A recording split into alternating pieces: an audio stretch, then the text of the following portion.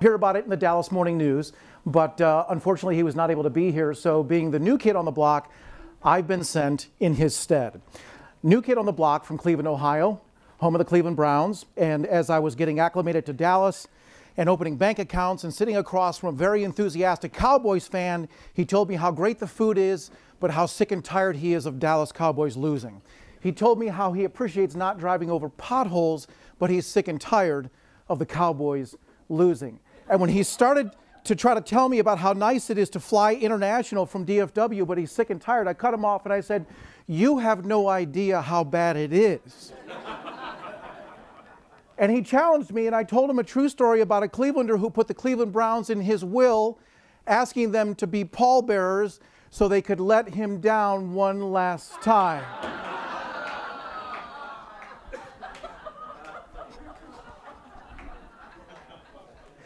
I apologize, but I must speak from a position of truth. Okay. Rainbows come out at the end of storms, and this is a story about how to make your own rainbow come out after a storm. This is a story about investing in the social capital of your workforce. And this is a story about how to believe in people and how to cause them to believe in you. So, a lot of people are familiar with Parkland. Anyone born in Parkland? A lot of people, okay, there we go. We've got a couple in the room. All right, excellent, excellent. So Parkland has been an institution in this market for over 100 years, and we're the largest public hospital, one of the largest public hospitals in the United States of America. We are also legendary for the fact that on November 22nd in '63, this is where President Kennedy was brought after his injury, which unfortunately he didn't survive. And one thing that we have a lot of respect for is the fact that outside of our executive offices, we have a nice memory, nice glass case with a lot of displays here that honor our president there. So if you're ever on campus, we encourage you to spend a few moments reflecting there. So as a teaching hospital in partnership with UTSW, we have about 1,000 residents, part of our almost 11,000 employees. We serve about 1 million patients a year, and we're licensed by CMS for almost 1,000 beds. One thing that we're very proud of, actually several things that we're very proud of, is that we're the best place to go when you need the best health care most urgently. That's if you've been in a car crash, or if you've been burned, if you're having a baby, or if you have a neonatal intensive care need. Is that these are our core competencies, and these are the woolly mammoths that we have slayed that we are most proud of. As a matter of fact, burn treatment that is used worldwide, a lot of that was pioneered many years ago at Parkland. So these are very many reasons why we are very proud of our accomplishments. We're also very proud as a workforce to represent and reflect the demographics of the Dallas-Fort Worth Metroplex. And one thing that I really enjoy is the fact that if there's a language that is native to any of the continents in the world, it is spoken at Parkland. So whether you need something translated either by a person or through technology, we can accommodate that. So we have a global sense in that regard. So another thing that we're actually very proud of is the fact that being a safety net hospital is that we will care for you first, then we'll worry about the money. Is that we will not refuse treatment based on anyone's ability to pay. And that's something that is actually ingrained in our culture. It's something that we're actually very proud of. One thing that is a fact of our history is that in 2011, the Centers for Medicare and Medicaid Services, which basically is the government entity that tells hospitals that they are allowed to be hospitals, basically came in and audited us just like they do any hospital, and basically said you are operating outside of acceptable parameters as far as quality and patient safety. And you have two options. Option one is that we shut the whole thing down, we quit, we pull the plug, and we no longer allow you to be a hospital. The second option they gave us is that we can give you a long list of many hundreds of corrective action measures that you can get to work on right now and work tirelessly on and always be subject to review. Now, last I checked, this is Texas. Last I heard, there's no such thing as quitting in Texas. So we went to work on that, and we are very proud to say that only a short time ago, we successfully passed an audit from CMS. So we are very, very proud of that accomplishment. Thank you. Thank you very much. And it's really done a lot to invigorate the culture at Parkland. But one thing that you have to do, no matter what industry you work in, is never let anything get behind you that you don't learn from it. Whether it's a success or whether it's otherwise. So when you sit back and you look at what was it that caused us to come under scrutiny from CMS, we can look at that woolly mammoth principle that we talked about just a moment ago.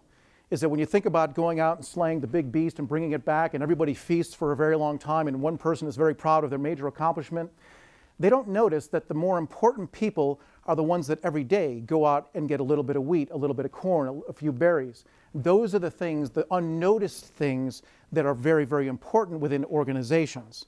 And so resting on laurels, becoming complacent, that is something that is in our past that we had to build from. So since 2011, what did we do? How did we try to turn this around? Two priorities were at the top of what we were going to do, and one was to hold ourselves accountable. We are grateful for the Dallas Morning News for helping us hold ourselves accountable. I don't think that they understand how valuable they are to us in helping our culture remain one where we know the concept of accountability. So not only externally but internally, how do we hold ourselves accountable? And how do we walk the talk, so to say? And the other thing is, how do we adapt to change a little bit better? And when you really look at what change is learning.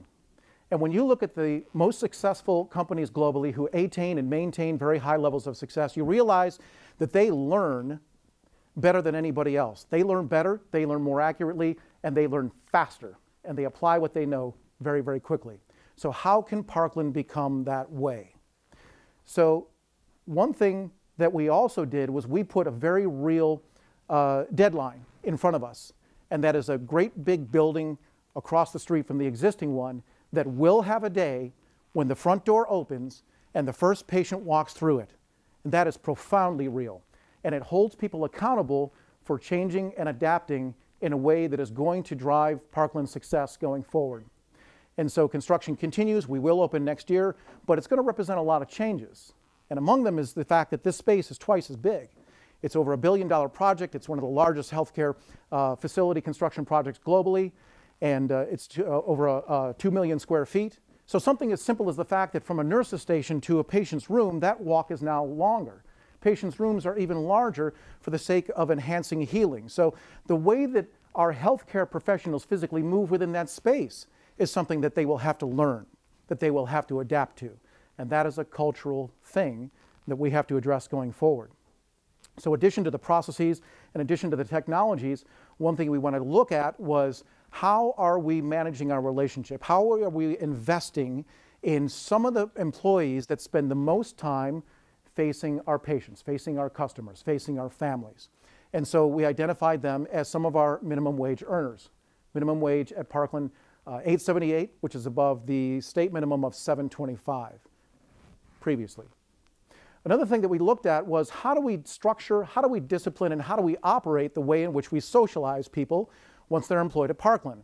So when they go to doctor school or nurse school or HIM technology school or IT school, whatever it is, they come in with those skills. But how do we socialize them to work within our culture? How do we do that in a disciplined way that engages them, that rewards them, that validates them, and gives them everything that they need during their employment life cycle? And so that is the Office of Talent Management, which I'll talk a little bit more about in just a moment. Now, one thing that we know is that when you compensate people fairly, and even then some, it has very many positive benefits. And we pride ourselves on paying competitive wages.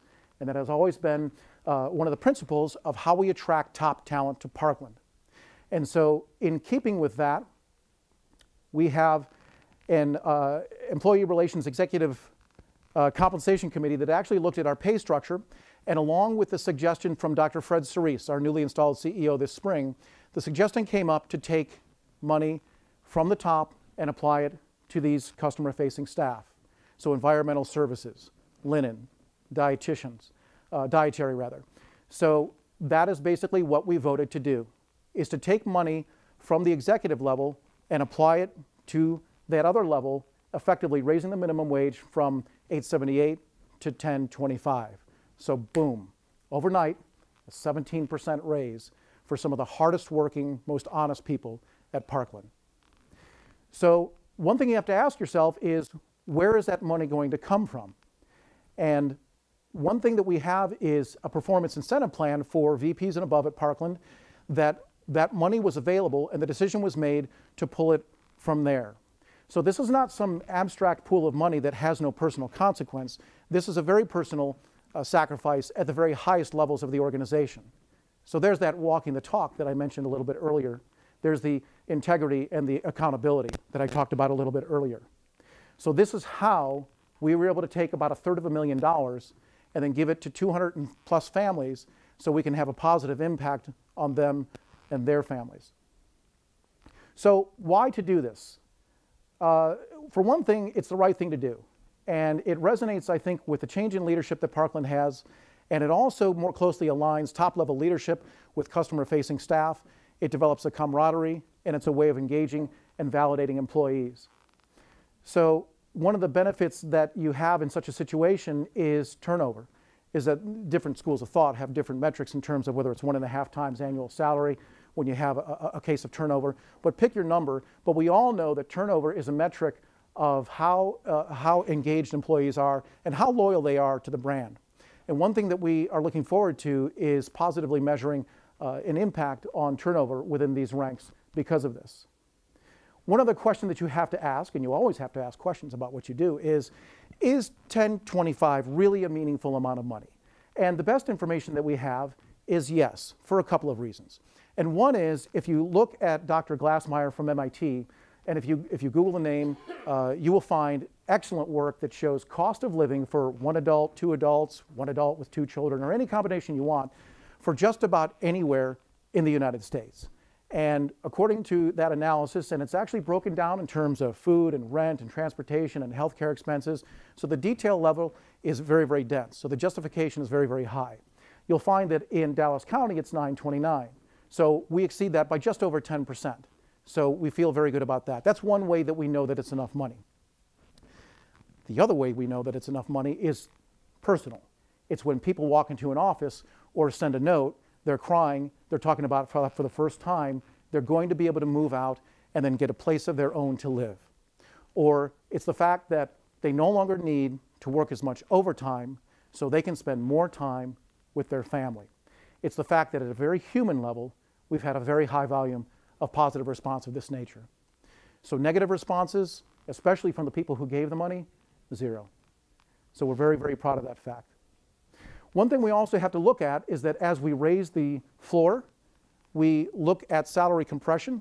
So we're forecasting that that is something that we will have to analyze, is that we certainly don't want to disincentivize people to climb that grade as time goes on in their career, to learn more, to work harder, to earn higher levels of reward. We don't want to take that incentive away. And so that's something that we will be looking at in the future. And if changes are necessary, we're prepared to learn there as well. So the other thing I talked about was the Office of Talent Management. And this is the mechanics of how we execute the purpose of engaging employees and basically creating a school within Parkland. So I talked about the core competencies, whether you're a nurse or a physician or a technician or whatever it is. But how do you socialize within Parkland? How do you learn the soft skills? Communication and dealing with change and dealing with conflict and understanding and working with diversity and things of that nature. Well, that's what we're building. We are building Parkland Academy. Underneath on the left side, Dr. Agarwal is our Chief Learning Officer. And I'm one of presently four, soon to be 5 directors who are basically building the structure. Everything from the IT side through instructional design, designing whether it's e-learning or instructor-led training or a blended approach. One thing that we're giving priority to is making learning far more engaging and relevant to Parkland. So we know that also that in adult learning, when you engage through emotion, the retention factor is very, very high. So that's one priority. Another priority that we're giving, and this speaks to your point, sir, is that we're looking at measuring how effective our learning is. And so we're applying Kirkpatrick's model to analyze the effectiveness of our learning, everything from the engagement of the learning experience itself, all the way up through any kind of financial return on investment downstream that we're able to measure. So that's one aspect of the Office of Talent Management that gives function to the forum that we're building. Another one is our new Chief Diversity Officer, who is weeks into the position, who already is looking at supplier diversity, who is also looking at diversity and engagement throughout Parkland, and that strategy is in the formulative phase, but there's a lot of strong leadership and experience there. And then over on the far right, our VP of Service Excellence is really one of the most impactful elements of the Office of Talent Management because it deals with culture. And so it deals with what the culture of Parkland employees really subscribes to, and then what the core beliefs are, what the desired behaviors are, and that has a couple of benefits. The first one is it makes Parkland a better place to work when we all are dancing to the same music. So figuratively, that just means understanding what we expect from each other and then how we recognize and reward that within each other as a culture, as a workplace going forward. The other thing is, when you do that, you end up making a place where people are happier to work. And the funny thing that happens when people are happy to go to work is the quality of their work goes up. And then also we know that they tend to treat their customers or our patients and their families a lot better. So one thing about healthcare is that the way that patient-facing staff engages with patients and their families on a very non-clinical level, on a very human level, on a courtesy level, on a communication level, on a responsiveness level, there's an incentive for us to do well, not just because it's the right thing to do, but because CMS actually monitors and measures that through a survey instrument and actually gives hospitals a financial incentive to perform well in those areas. So Parkland Academy and the Office of Talent Management, if it's able to basically help build a culture that engages people on a more validating, considerate level, in addition to providing superior health care, then we are looking forward to very, very good benefits downstream. So that's a little bit about what we're doing to build our own rainbow with our people at the end of the storm. So the day will come when this building does open and the first patient will walk through that door and we will be ready. Thank you.